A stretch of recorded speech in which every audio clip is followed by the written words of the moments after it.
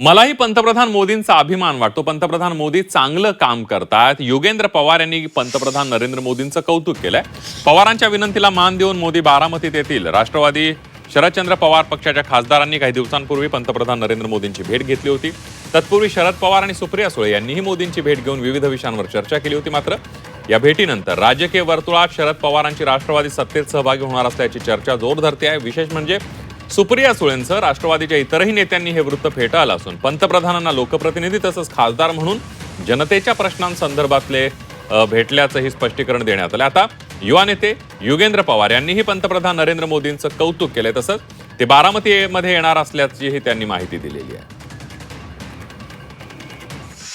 ते पंतप्रधान आहेत, ते देशाचे पंतप्रधान आहेत, ते भाजपचे नेते नाहीये, ते आपल्या सगळ्यांचे पंतप्रधान आहेत आणि त्यांचा अभिमान मलाही वाटतो. ते चांगल्या पद्धतीने काम करत आलेत आणि त्यांना भेटणं हे काही चुकीचं मला वाटत नाही. कामासाठी आपण कुणालाही भेटू शकतो आणि लोकांची जी कामं असतात ती म्हणजे जे आपले सगळे नेते सत्तेत आहेत त्यांना भेटून ती कामं आपण मार्गी लावली पाहिजे. त्याच्यात काही गैर किंवा चुकीचं नाही. 16 ऑक्टोबरला येतील, पण नक्की येणार आहेत का नाही येणार आहेत ही माहिती अजून माझ्यापर्यंत आलेली नाहीये.